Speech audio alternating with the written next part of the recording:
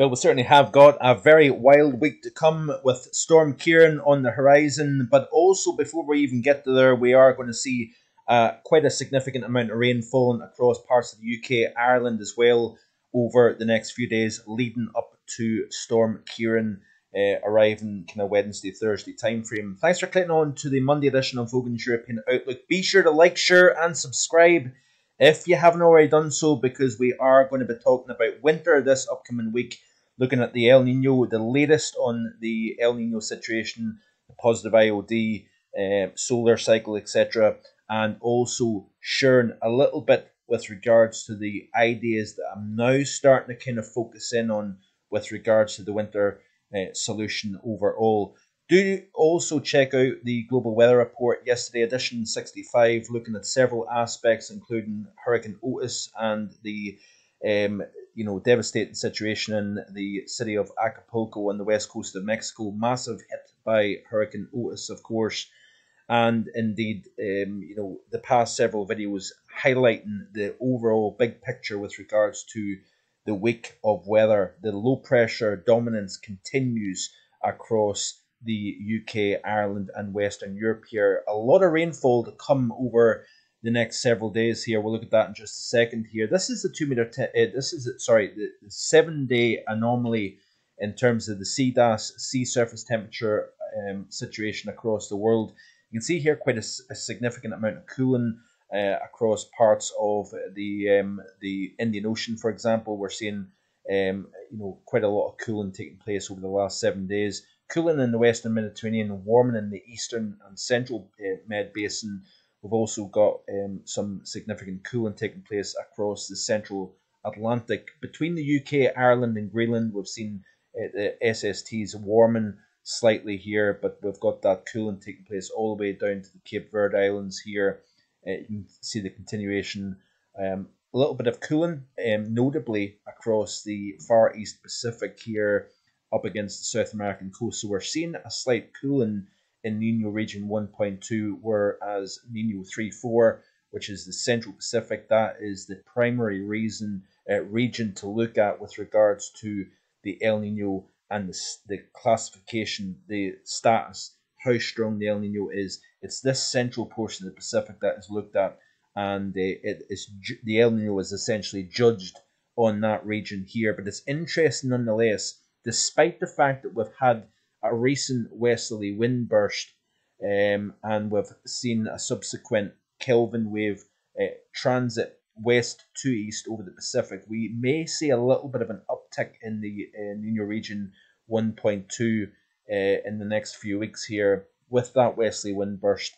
And of course, there is a lag effect between the strong westerly winds near the date line and the result of warming over the far East Pacific here. It takes a few weeks beyond that occurrence of the westerly wind burst to actually see the response in the ocean surface temperature. Now, another notable thing is the warming taking place over the North Pacific, something that you not necessarily want to see when it comes to the winter and favourable ocean temperature anomalies for blocking, for example. So it's quite interesting how we're seeing this cooling over the Eastern Pacific, but we're also seeing the demise of the negative PDO. So that may be something to really consider. So we're going to look at this upcoming week here on the channel. So as I've already harped on about, be sure to subscribe to the channel if you haven't already done so, because there is a lot of content coming up this week, and the overall scheduling for videos will slightly alter towards the upcoming weekend and beyond, because my wife and I are going on holiday for 10 days. So I'm not going to be doing videos every single day, but between now and the weekend, I'm going to be issuing the third winter ideas update. So stay tuned for that. This is the upcoming period between now and Sunday the 5th of November, 12 UTC. You can see here a tremendous amount of rain, and I want to draw your attention to this figure down at the bottom right hand corner. 471 millimeters of rain is expected now. That is going to be focused upon the northwest of Iberia, so northern Portugal, northwestern Spain, parts of southwestern France actually, the Alpine region. We're going to see heavy snowfall, for example, in high elevations, also the Piedmont region of Italy, southern portions of Norway, and there is parts of the British Isles that's going to see some significant rainfall here. So let's have a look and hone in on the UK in terms of the rainfall of the ECMWF between now and 12 UTC. So you can see here a lot of heavy rainfall through the channel. As you can see here, the southern North Sea. We've also got some very heavy precipitation up into the Mourne Mountains of Northern Ireland, actually. But notice here, the modelling indicates the heaviest rainfall actually over the open waters of both the Irish Sea and the English Channel, the North Sea as well here. And we've also got a further 50-60 millimetres of rain across parts of the borders, Fife, Tayside, Angus, Aberdeenshire, and then into Ross-shire, Sutherland and Caithness as well. We've got some heavy rainfall to come. Now, if we go back and zoom back out again, and let's have a look at the overview chart here.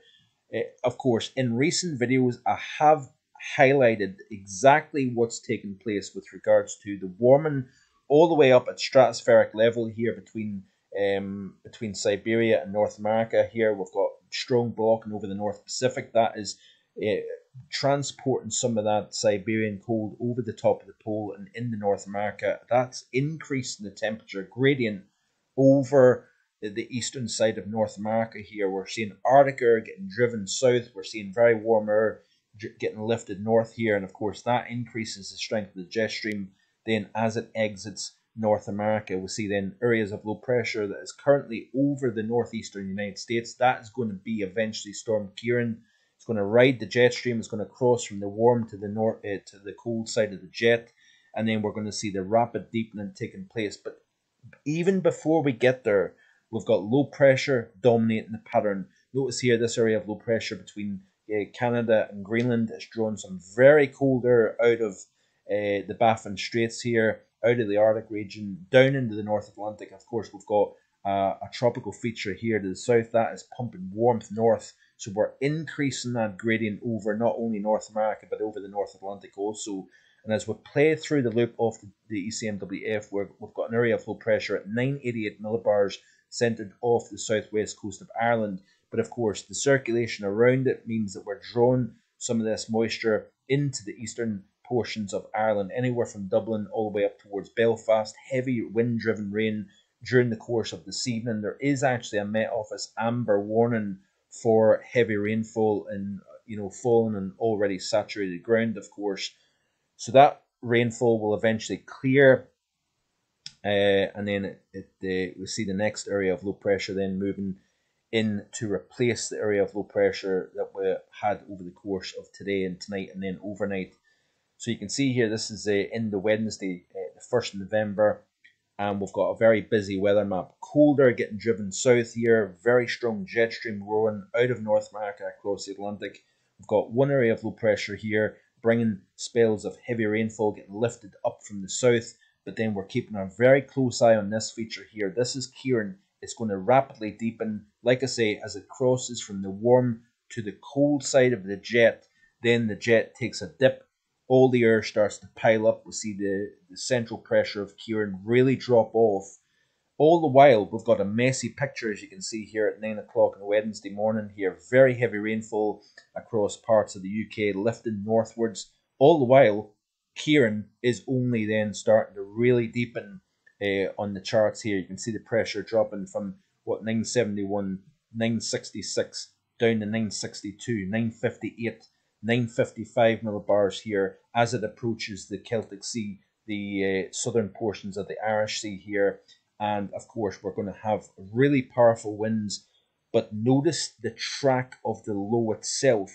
It's moving across the southern half of the UK. So very heavy rainfall coming in from a east to southeast direction across places such as Cork, Waterford, up to Dublin. We may see fresh flooding, unfortunately, across this region of Southern Ireland here, all the while Devon, all the way across to Hampshire, up into South Wales, up into the South Midlands here. We're going to see very heavy rainfall, and that squeeze in the pressure field indicates very strong winds. Luckily for Ireland, I think the strongest winds stay generally to the south. We will have an easterly gale on the northern flank of the circulation itself. Let's have a look and see actually the UK and Ireland view here, because I want to really hone in on this and look at the details. So as we play through the next several hours here, there's that heavy rainfall during the overnight into tomorrow morning, moving through. Then we've got, of course, as the colder air resides across the northern half of the UK, heavy precipitation changes over to heavy snowfall. High ground feature, of course, but nonetheless we will see snow over the hills. That then clears away and then leaves an open door for Ciaran to come in from a southwesterly direction. As you can see here, the low pressure seen by the ECMWF is to the south along the north Cornish coast here, but to the east of the centre, to the south of the centre, we're going to see the strongest winds across the northwest of France. I think that's where we're going to see the strongest winds from Ciaran across the French side of the English Channel. But all the while, we are going to see 60, 70, possibly 80 mile per hour gusts through the Isle of Wight and into the southeast corner of England through the early portions of Thursday morning. Very heavy rainfall then starting to focus on the borders, the north of England, up in the eastern portions of Scotland here. Easterly gale develops on the northern side of that system here, but notice the pressure even by the time we reach 12 o'clock UTC on Thursday the 2nd of November. We've still got a 953 millibar area of low pressure that is centred close to Cardiff. If you notice here, very squally conditions, nasty conditions. We may see the shipping schedule getting wiped out Thursday during the course of the day. Very rough seas through the English Channel, for example, and that could prove quite a nasty situation, the French side and the English side of the Channel here. All the while across the northern half of the British Isles, easterly gale, heavy rainfall, areas that have already seen 350, even close to 400 millimeters of rain through the month of October here. So this is a very, very nasty, lively start to the month of November across the UK, and the situation just continues to remain what we've already seen now. Notice here, even by the early hours of Friday morning, the system, albeit it's starting to fill, it's starting to weaken as the centre moves offshore into the North Sea. We've still got that heavy wind-driven rain coming in on the north side of the system here. So northern England and much of central and eastern Scotland is going to be susceptible to continuous heavy rainfall and more flooding problems as a result. But notice the centre of the low is quite slow to move from a kind of west-southwest to an east-northeast direction because of high pressure to the north up over Scandinavia here. So that is part of the problem. It literally becomes stuck in place during the course of Thursday and into Friday here because of the presence of that block over Scandinavia here. How strong is the winds going to be? Certainly according to the ECMWF, let's have a look and see what the wind gust situation is looking like here. So this is, like I say, primarily off the ECMWF model, and you can see here that we've got some pretty strong winds coming in from a northwesterly direction out of the Baffin Straits out into the central Atlantic here. And I wouldn't be surprised if we start to see cooling upwelling because of the strength of the winds, both in this region here of the North Atlantic to the south of Iceland, but also to the southwest of the UK and Ireland here. These very, very strong winds is going to help take some of that heat out of the ocean and allow the temperature to drop slightly, I think, in the ocean surface. So it's going to be interesting to see. But notice here at the southwestern flank of Ciaran, we're seeing wind gusts almost of 200 kilometers per hour. Notice the strength of the winds stay on the south and southwestern flank of the area of low pressure itself here. And the core of the strongest winds, luckily for the UK, stays to the south.